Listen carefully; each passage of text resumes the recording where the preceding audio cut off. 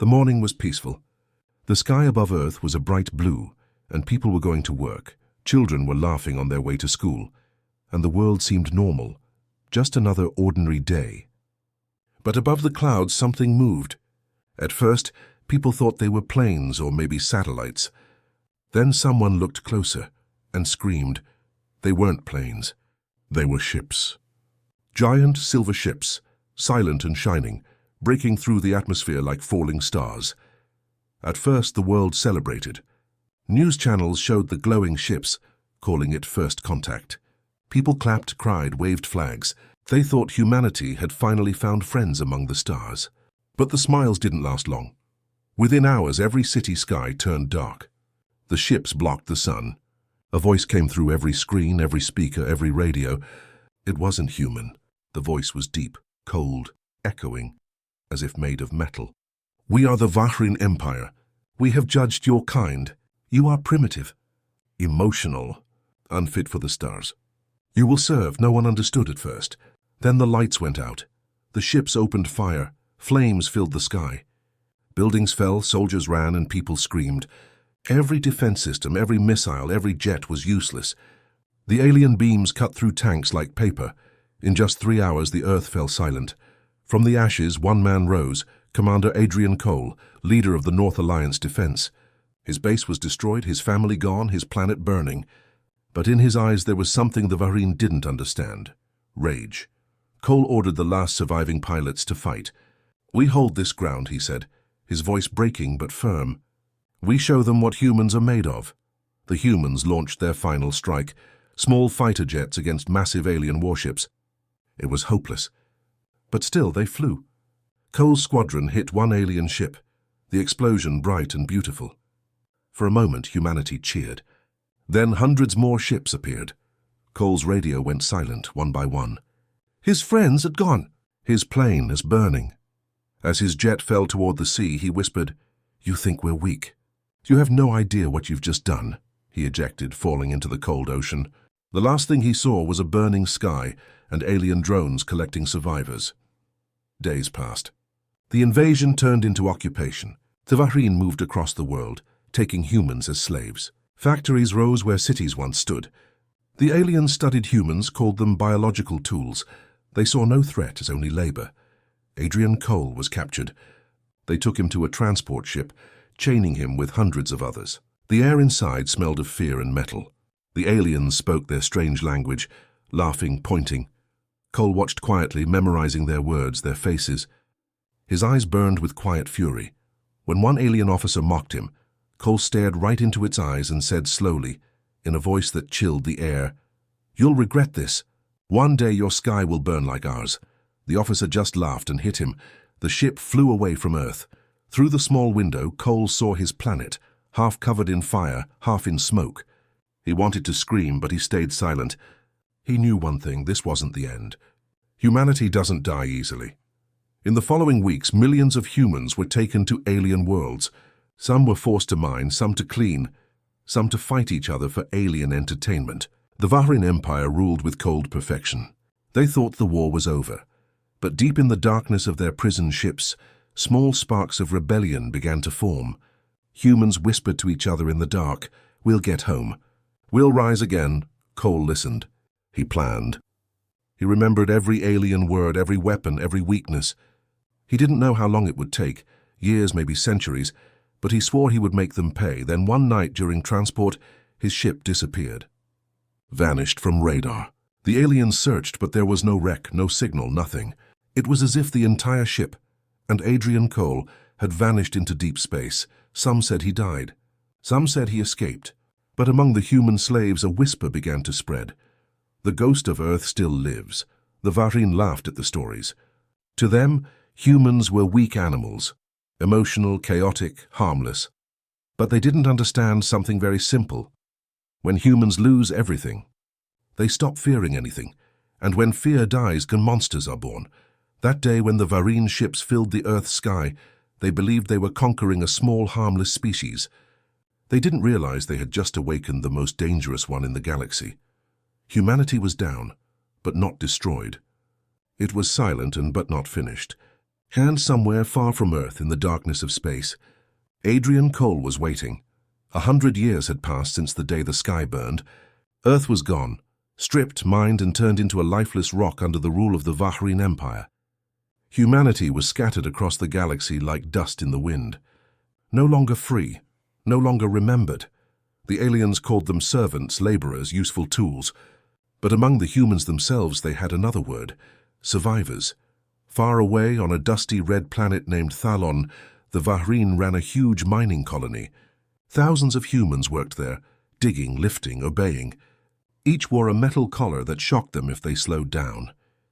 The air was thin, the sky always orange, and every breath felt like sand. Among them was a young girl named Mira Hale, born long after Earth had fallen. She had never seen a blue sky. All she knew were the stories. Stories whispered in secret by old workers before sleep. Stories about Earth, about oceans, about freedom. And always there was one name, Adrian Cole. They called him the Ghost of Earth. Some said he was the last commander. Some said he became a machine. Others said he died a hero. But the old ones always smiled when they said his name. One day, an old man whispered to Mira, the ghost will return. He promised we would rise again. Mira wanted to believe it. But when she looked around, saw people coughing, bleeding, bowing to alien guards, it felt like an impossible dream. One night, after the shift ended, Mira sat alone near the edge of the mine. The twin moons of Thalon glowed above, cold and distant. She looked at the sky and whispered, "If he's real, why hasn't he come back?" That night something strange happened. A storm rolled over the desert. Lightning flashed, sand twisted into spirals. And from the storm something crashed into the ground. The guards went to check, but Mira followed quietly. In the crater, half buried in the sand, was a small metallic capsule, old, scratched, and covered in strange marks. The Vahrin soldiers scanned it, then laughed. "Ancient human junk," they said, and threw it into the scrapyard. But when they left, Mira sneaked in. She touched the capsule. It was warm. There was a small symbol on the side, an old Earth flag. Her heart pounded. She pressed a button. The capsule opened, and inside was a small hollow projector, still glowing faintly blue. The image flickered. Then a voice spoke, calm, strong, human. "If you're human, if you can hear this, then our time has come." Mira froze. The voice continued. "They thought we were gone. They were wrong. The ghost still watches, and soon the stars will remember us." The recording ended. Mira couldn't breathe. The voice sounded old but powerful. She whispered, "Adrian Cole." For the first time in her life, she felt something new. Hope. The next day, she told a few trusted humans. They didn't believe her at first. But when she played the message, everyone fell silent. Some cried. Some smiled. The word spread like fire. The ghost is real. The ghost is calling us. That night, the humans in the colony stopped being slaves. Secretly, they began stealing parts, hiding weapons, learning alien systems. Mira led them. She had the capsule, and a belief stronger than fear. But the Vahrin noticed. They saw whispers spreading, humans standing taller, eyes filled with something dangerous. Hope. The alien overseer, a tall, blue-skinned creature named Commander Vark, decided to make an example. He gathered everyone in the center of the camp. "Hope," he said in his cold metallic voice, "is a disease, and diseases must be burned out." He pointed his plasma rifle at an old human, the same man who told Mira the stories. Before he could fire, Mira stepped forward and shouted, "Stop!" Vark laughed. "Another brave little creature." Mira looked up, shaking but defiant. "You can kill us," she said, "but you can't kill what's coming." Vark fired. The old man fell. Mira screamed. But the humans didn't cry. They stood still, silent, staring at the alien with hate. For the first time, the Vahrin guards stepped back. They felt something. Not fear of weapons, but fear of humans. That night, Mira made a choice. She broke into the scrapyard, stole the capsule, and escaped the colony using a broken mining shuttle. The alarms blared, the skies filled with drones. But somehow, the ship jumped to hyperspace before they could catch her. Mira sat alone in the cockpit, breathing hard, stars stretching in front of her. She didn't know where she was going, but she had the message and she had belief. The ghost still watches. The old words echoed in her mind. She looked out at the endless stars and whispered, "Then I'll find him." Behind her, the Varin Empire began to panic. Reports spread through their systems. A human ship escaped. A resistance signal detected. Humans are rebelling again. And somewhere in the deep dark, far beyond their senses, a shadow moved. An old voice spoke quietly into the dark. She heard the call. Good. The ghost of Earth was alive. And humanity's revenge had just begun. The stars stretched like rivers of light as Mira's small ship moved through the darkness. She didn't know where she was going, only that the voice from the capsule had to mean something. The voice of Adrian Cole, the man they called the Ghost of Earth. The old mining shuttle was slow, weak, and damaged, but Mira refused to stop. The galaxy was endless, full of danger, pirates, scanners, alien patrols, yet something inside her kept her steady. Hope was stronger than fear. She listened to the capsule again. The message had more than words. Hidden inside were strange numbers, star coordinates. Maybe a location, maybe a trap. She had to find out. 3 days later, her ship reached the edge of an empty star system. No planets, no stations, just dust and silence. Then her radar blinked. A signal, weak, repeating, hidden under old frequencies humans once used. Mira followed it. Her ship approached a huge asteroid, dark and lifeless. But when she came closer, lights flickered on its surface, faint blue lines forming a pattern. Suddenly, the asteroid opened. A massive gate revealed itself, glowing with human symbols. Mira's heart raced. She flew inside and the rock closed behind her, swallowing her in darkness. Then the lights came on. What she saw made her freeze. It wasn't an asteroid, and it was a base. A secret human base hidden inside the rock. Ships were parked in the hangar, ships that looked part alien, part human. Men and women in dark suits stared at her ship as it landed. They were humans, strong, alert, alive. When Mira stepped out, a soldier pointed a weapon at her. "Identify yourself." Mira raised her hands. "My name is Mira Hale. I'm from Thalon Colony. I found this." She showed them the capsule. The soldiers looked at each other. One of them whispered, "Get the commander." Moments later, a tall figure entered. His steps were heavy, confident. His face was half covered by a black mask, his left eye glowing faintly blue, artificial. Mira looked at him, and somehow she already knew. "Adrian Cole?" she whispered. The man stopped. His voice was calm, deep, and cold. "No one has called me that in a long time." The soldiers stepped back. The room was silent. Mira slowly walked forward. "You're alive." "The ghost of Earth. You're real." Cole looked at her. "Alive, not exactly. They tried to break me, experiment on me. The Varin wanted to turn me into a weapon. They succeeded, but not in the way they planned." He removed part of his mask. His skin was scarred with metal lines under it, human and machine. But his eyes burned with something stronger than pain, purpose. "I escaped," he said, "and I built this, the hidden colonies. The last free humans." Mira's eyes filled with tears. "All this time, we thought we were alone." Cole nodded slowly. "That's what they wanted you to think. Fear keeps slaves quiet. But we've been watching, waiting." He took her to a large window that showed the inside of the asteroid. Thousands of humans worked there, building ships, studying alien tech, training soldiers. Mira whispered, "You turned scraps into power." Cole smiled slightly. "We learned from them. Their science, their weapons, their arrogance. Humanity adapts. That's what they never understood." He pointed at a massive warship under construction, black metal with glowing red wings. "This is Project Retribution. When it's ready, the Varin will learn what real fear means." Mira felt awe and fear at the same time. "You're planning a war." Cole looked at her. "No, I'm planning justice. They burned our world. I'll burn theirs." Later, in her quarters, Mira couldn't sleep. She listened to the hum of the base, the distant sound of engines. She should have been happy. Humanity was rising again.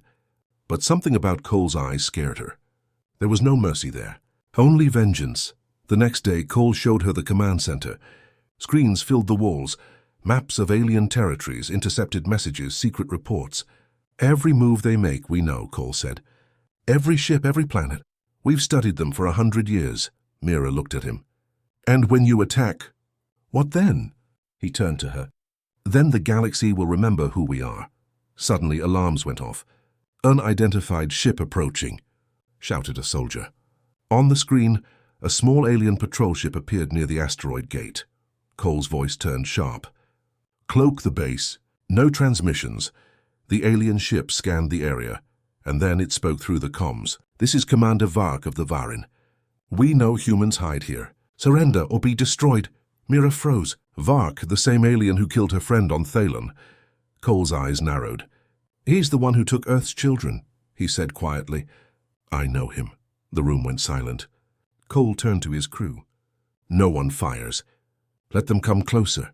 The alien ship moved closer, scanning. Then Cole whispered one word. "Now." A hidden cannon on the asteroid fired a single beam, silent, bright, instant. The alien ship vanished in a burst of white light. The crew cheered. Mira watched in shock. The attack was perfect, cold and absolute. Cole looked at her. "You see, Mira, they called us weak, but weakness taught us patience, and patience taught us how to strike." As the debris of the alien ship burned in space, Mira whispered softly, "What happens next?" Cole stared at the stars. "Next," he said, "we awaken humanity." Deep inside the hidden base, the hum of engines echoed through steel halls. Humans worked day and night, welding metal, testing weapons, and studying alien machines. The air was filled with the sound of sparks and purpose. For the first time in 100 years, humanity was not running. It was building. Mira watched in silence from the observation deck.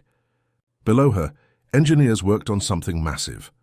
A black warship with wings like a shadow, its surface covered in red symbols that glowed faintly.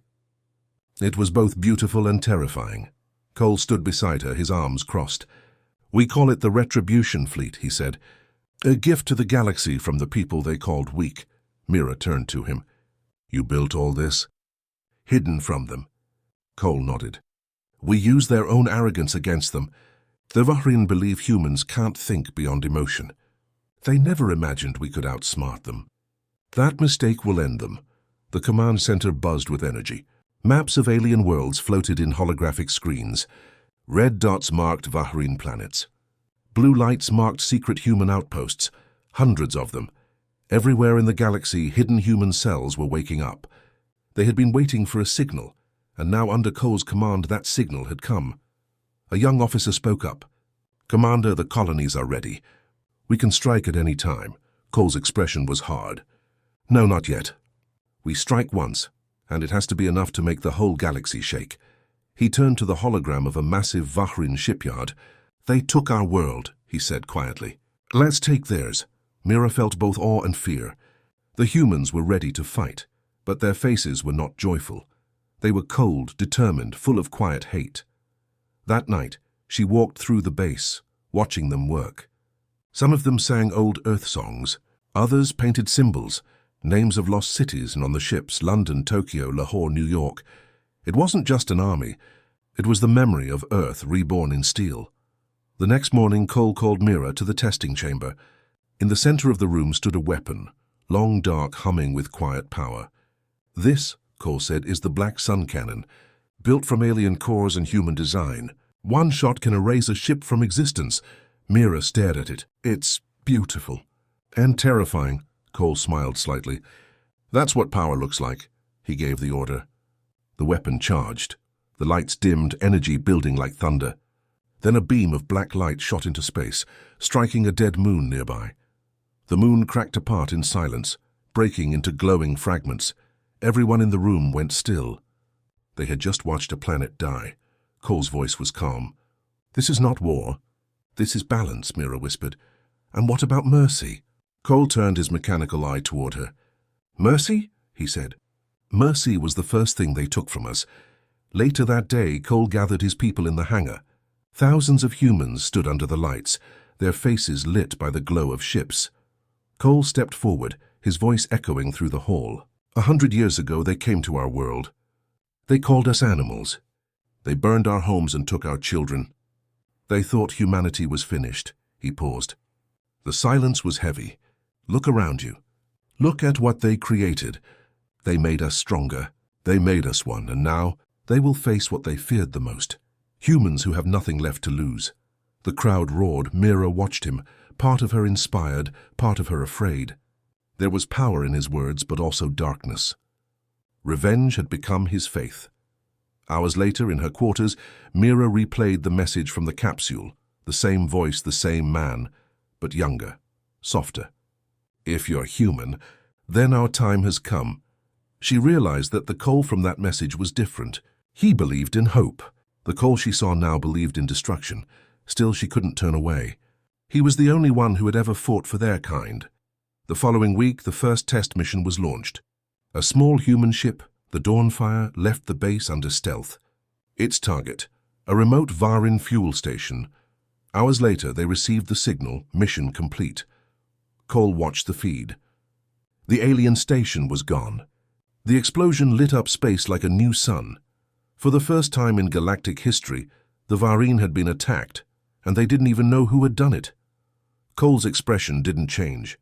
"That," he said quietly, "was the first whisper. The next will be a scream." News spread quickly through the galaxy.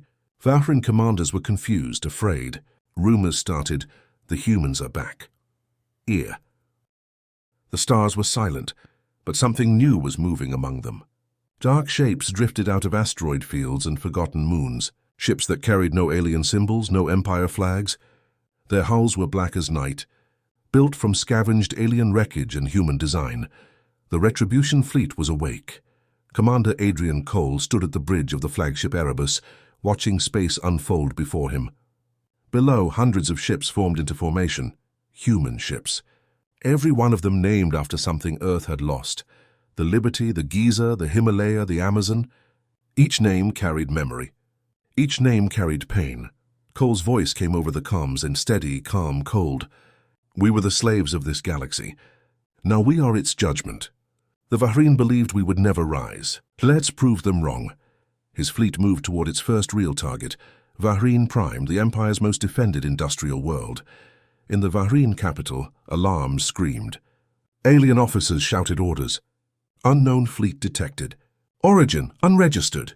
They zoomed in on the images. The ships looked unfamiliar, sharp, dark, silent. "Pirates?" one alien asked. The commander frowned. "No. Look at their design. They look human." The room went quiet. Then came the first explosion. The sky of Varin Prime turned red. The first human strike hit the outer defense ring, burning through the shields like fire through paper. Alien ships rushed to respond. Sleek silver warships firing plasma bolts. But humanity had learned. The Erebus moved forward. Its armor absorbed the plasma fire, returning it with twice the force. The Black Sun cannon charged, glowing faintly like a dying star, and fired. A single beam of darkness tore through space. The largest alien warship vanished, nothing left but light and dust. On the ground, Varin citizens watched their proud fleet burn. The same fear they once brought to Earth now filled their hearts. "Who are they?" someone screamed. "Humans," a soldier whispered. "The humans have returned," Cole's voice echoed through his ship. "They thought we were weak because we cried for our dead. They never understood. That's why we fight." The fleet moved like a storm, coordinated and silent. Every shot was precise, every strike surgical. The aliens tried to communicate, to surrender, but their messages were ignored. Within hours, the sky of Varin Prime was filled with wreckage. Meanwhile, in the command room, Mira watched the battle unfold on the holographic screens. She could barely believe what she was seeing. Humans defeating the strongest empire in the galaxy. "We're winning," she whispered. Cole turned toward her, his mechanical eye glowing faintly blue. "We're not winning," he said quietly. "We're reminding them who we are." Mira hesitated. "How far will you go, Commander?" He looked at the burning planet on the screen. "As far as I must." When the dust settled, the human fleet stood victorious. The Varin ships were gone. Cole ordered all communication relays hijacked. Moments later, every screen in the Varin Empire, every planet, every ship, every colony, lit up with a human broadcast. Cole appeared on the transmission, his face calm, his voice deep. "You judged humanity harmless. You enslaved our people. You burned our home. Now your worlds will learn the same lesson you taught us. Mercy is earned, not given." His words echoed across 1,000 worlds. In alien cities, people panicked. Some ran, some prayed, some whispered the same phrase in fear. The ghost of Earth has returned. Mira watched in silence. The victory felt empty. She remembered the miners of Thelon, the children who wanted freedom, not destruction. Was this what they had dreamed of? That night, she walked through the silent corridors of the Erebus. Everywhere humans celebrated, cheering, singing, hugging. But when she looked at Cole, he didn't smile. He stood by the window, staring at the stars. "Do you hear it, Mira?" he asked quietly. "What?" "The silence after revenge. It doesn't heal. It only reminds you of what's gone," Mira said softly. "Maybe it's not too late to change what comes next." Cole didn't answer. His reflection in the glass looked half man, half machine, and all vengeance. Hours later, reports came in. Other alien races were forming alliances. The Vahrin were calling for help. But it was too late. Humanity had already spread. Dozens of hidden fleets revealed themselves, striking from the shadows. Planets that once traded in human slaves now begged for peace. Cole gave one final order to his commanders. "Do not destroy everything. Leave them enough to remember us." But his words were cold, not forgiveness, just strategy. Across the galaxy, fear had a new name. For 1,000 years, the Vahrin Empire had ruled without question.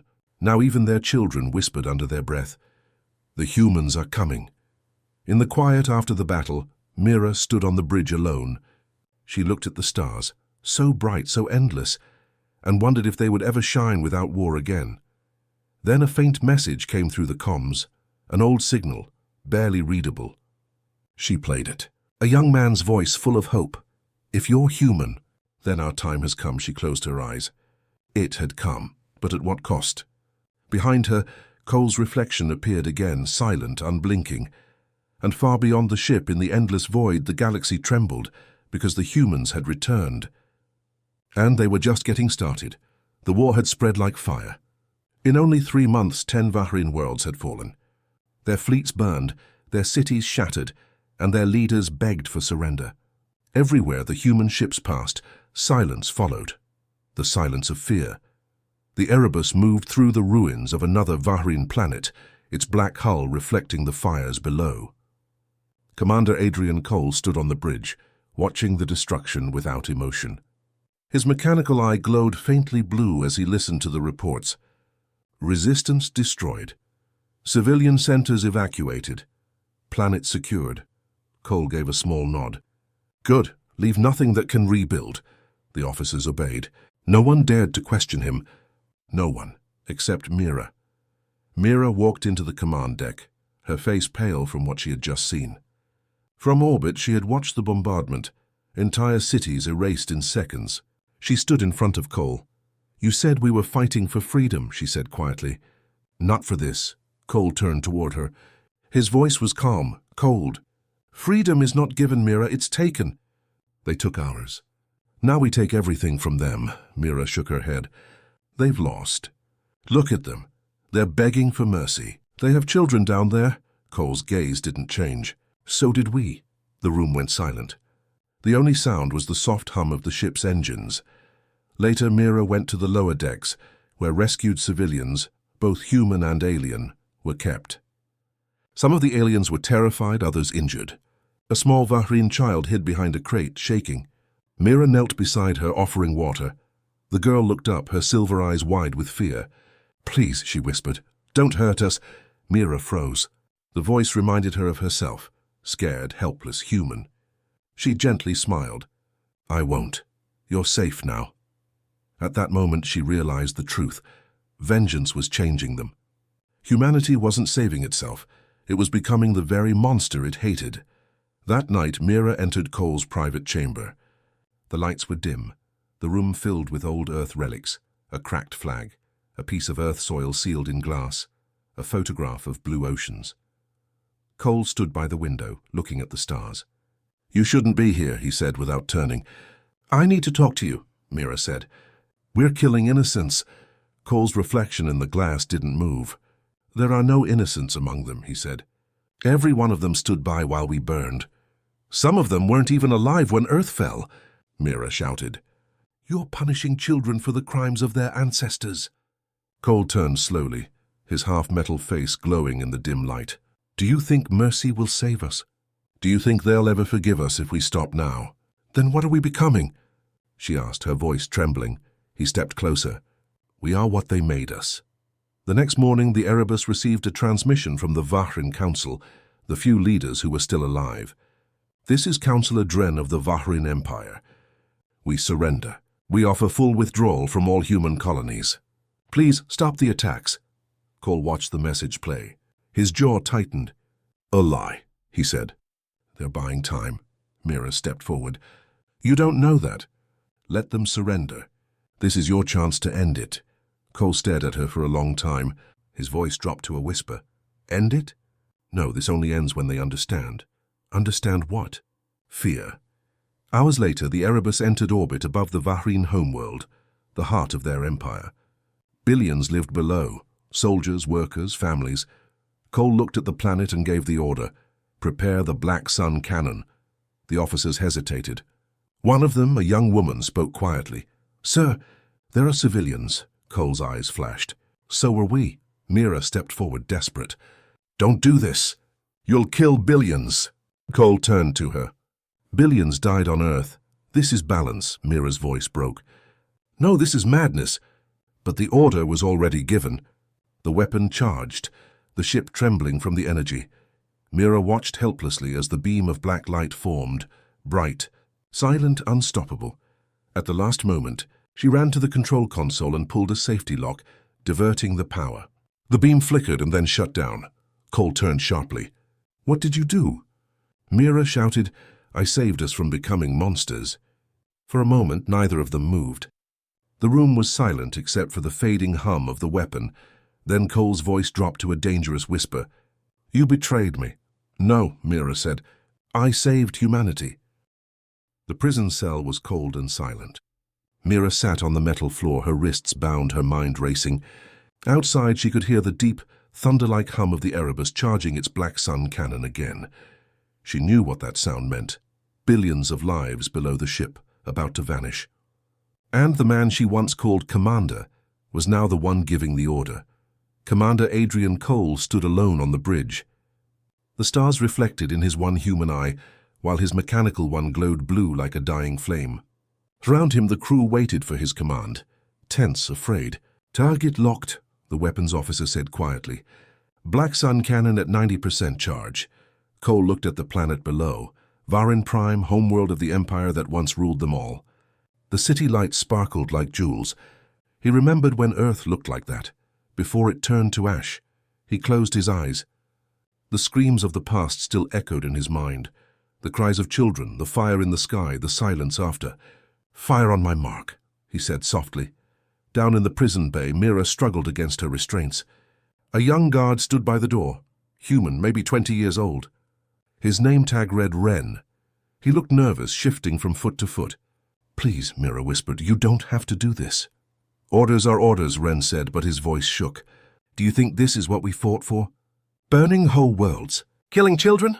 Ren looked away. "They killed ours first. And if we kill theirs, what's the difference between us and them?" She said sharply. "Do you really think Earth would be proud of this?" Something broke in the young soldier's eyes. He looked at the floor for a long moment, then reached for the control panel. The door hissed open. "Go," he whispered. "Before I change my mind," Mira ran. On the bridge, Cole stood like a statue. The weapon's power reached maximum. "Fire," he said. But before the command could be confirmed, a voice cut through the comms. "Commander, stop!" Everyone turned. Mira stood at the entrance, breathing hard, her clothes torn, her wrists still marked by the cuffs. Cole stared at her in disbelief. "You should be in the brig. You're about to kill billions," she shouted. "You're no better than them now." Cole's jaw tightened. "They deserve it. You saw what they did to us, and you saw what we've become." Mira cried. "You think this is victory? This is extinction of everything human inside us." The crew looked between them, frozen. No one dared to move. Cole stepped closer. His voice was low, dangerous. "You don't understand, Mira. This is the only way the galaxy will fear us. Fear keeps us safe. Fear is what destroyed us before," she said. "It's what made them burn Earth." He glared at her.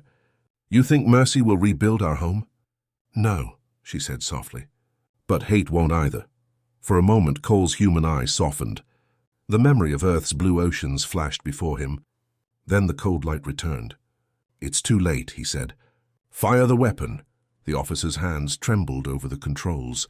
He looked at Mira, then at Cole. Sir, are we sure? Cole snapped. That's an order! Mira turned to the officer. If you fire, you'll kill children. Just like ours. Don't you remember Earth? The officer froze. His finger hovered above the button. Sweat ran down his face. The hum of the weapon grew louder. Then silence. Power failure, another officer said. Weapon offline. Cole spun around. What happened? A voice came from the engineering deck. Sir, someone overloaded the power regulators. The cannon's offline for good. Cole's face hardened. He knew immediately who did it. Wren. Find him, Cole growled. Mira stepped forward. Don't.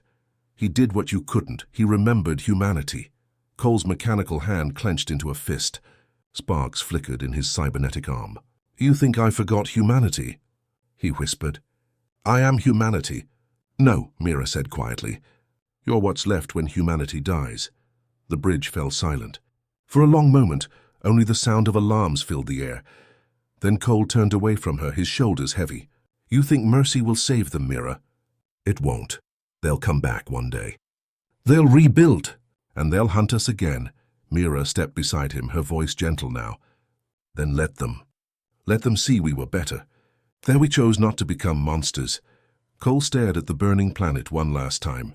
Slowly, the anger in his eyes began to fade. He whispered, almost to himself, If I stop now. What was it all for? For them, Mira said. For the ones we lost. So their memory isn't built on blood. The commander stood still for a long time. Then he turned to his officers. Stand down the fleet, he said quietly. Cease all attacks. Gasps filled the room. The war that shook the galaxy was over. Not because of victory, but because of choice. Cole walked past Mira without a word, heading toward the observation deck. When she followed, she found him standing alone, looking at the stars. You were right, he said softly. We can destroy worlds. But we can't rebuild what we've lost. Mira smiled sadly. Maybe that's where we start. In the distance, the ruined planet still burned, but for the first time, no more weapons fired. The stars were quiet again. Cole whispered, almost to the void itself. Earth, forgive us. And somewhere in the silence between the stars, it felt like it did. The war was over. The galaxy had gone quiet for the first time in centuries. No fleets moved. No weapons fired. Only the broken echoes of what had been, drifting through space like ghosts. The Erebus, once a weapon of terror, now floated above the ruins of the Varine homeworld. Its dark hull was scarred, engines weak, lights dim. Inside, the crew moved like people waking from a long nightmare. For the first time, they weren't soldiers. They were survivors. Mira stood by the large observation window, staring down at the planet below. The fires were dying. Cities once bright and proud were now silent ashes. She could see small ships moving, rescue craft, both human and alien, helping whoever was left. She smiled faintly. It's finally ending. Behind her, footsteps approached. She didn't turn. She already knew who it was. Adrian Cole stopped beside her. He looked tired, older somehow. The hard lines in his face had softened, but his mechanical eyes still glowed faintly blue. How many did we save? He asked quietly. Not enough, she said. But some. Cole nodded slowly. Some is more than we had before. They stood in silence for a moment. The stars shimmered outside, cold and endless. Mira turned to him. You could have fired that cannon. Why didn't you? Cole looked out at the stars. Because you were right. If I did, there'd be nothing left worth saving. He sighed, a deep, heavy sound that came from somewhere far inside him. All my life I thought revenge would bring peace, but it only brought silence. Empty, endless silence. Peace isn't built on fear, Mira said softly. It's built on choice. And you made one. Later that day, the Erebus held a broadcast to every surviving human ship across the stars. Cole stood before the camera, not as a warlord, but as a man. To all who hear this, he began, his voice steady, the war is over. We have fought enough. We have burned enough. Humanity will not be the monster the galaxy believes we are. He paused. The crew watched him silently. We came from a small blue world that was taken from us. But that world still lives, in us, in what we choose now. Let the stars remember, we were not born to destroy. We were born to survive. He ended the transmission with 4 words that would echo across the galaxy for generations. We choose to live. After the broadcast, Cole walked alone through the corridors. The ship felt different now, lighter somehow. He reached the memorial hall, a long, silent chamber filled with holograms of names. Millions of names. Every human who had died since the fall of Earth. He touched one hologram, a name near the top, Lara Cole, his wife. He whispered, "It's over. You can rest now." A tear, the first in years, slid down his cheek. In the command room, Mira watched the stars ahead. The fleet had a new destination, Eden Sigma, a quiet green world at the edge of the galaxy. A place to begin again. Ren, the young guard who once freed her, stepped beside her. "Do you really think we can build something new?" Mira smiled. "We already did. We stopped the war. And Commander Cole?" he asked. She looked toward the observation deck where Cole stood alone. "He's still fighting, but now it's inside." Days later, the fleet approached Eden Sigma. The planet was beautiful. Wide oceans, green lands, golden skies. It reminded them of the Earth they'd lost. The ships entered orbit slowly. Thousands of humans gathered at the viewing ports, watching with wide eyes. For the first time, hope felt real. Cole gave a quiet order. "Begin landing sequence." As the first colony ships descended through the clouds, sunlight burst through the planet's horizon, bright, warm, alive. Mira whispered, "The last light of Earth. Reborn." That night, Cole stood alone outside the new base, looking up at the alien sky. The stars seemed closer here, brighter. He could hear laughter in the distance. Children, workers, life returning. Mira walked up beside him, holding 2 metal tags, Earth dog tags. She handed one to him. "For remembrance," she said. Cole took it gently. "And the other?" "For the future." They stood side by side as the wind blew softly through the new grass.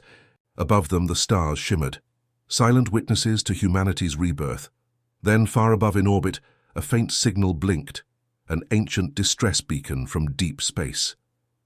A human voice, static-filled, echoed through the comms. "This is the colony ship Aurora. Survivors of Earth requesting contact." Mira's eyes widened. "They're out there." "Others survived." Cole smiled faintly, a real smile, small but alive.